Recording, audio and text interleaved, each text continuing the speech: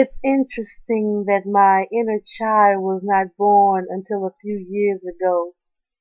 The story of her immaculate conception may be similar to some, yet my road seems different because it is my road. See, when I was supposed to be experiencing childlike experiences, there was something that was far, far from childlike taking place. Can't quite tell you when it began because I simply don't remember, or is it that I choose to forget, but I was about 11 when it ended. This is one of those trees on your back that I carry year by year. See, people say words like molestation and give it a meaning all its own. Yet I think I will label the word molestation because that dreaded act which snatches everything innocent away from a baby is filled with a sickness called perversion, fueled by lust and no control, so confusing when someone you love, someone called family, interferes with the growth process of the mind, so confusing when you don't even know what to tell or when to tell it.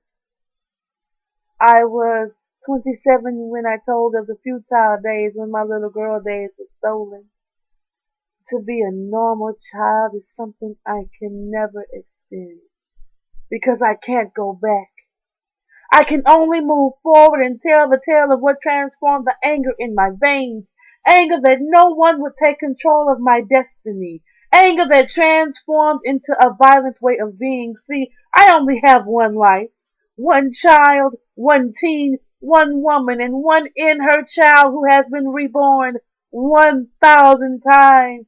And I can laugh and cry in unison, and I can fight and dance in one gesture.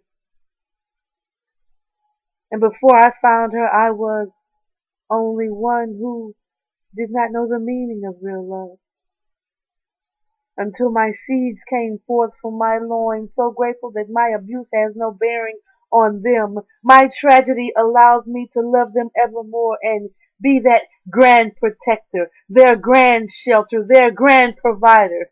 See, what does not kill you makes you stronger. But one does not realize that this is the very thing that can make you kill. Make you want to see the oppressor oppress no more. My mind was warped in that I thought that sex could overcome all. I thought that this was the key that brought love. Thought that this was the link to my existence because it had been introduced to me at such an early age. And yet I know now that the key is me,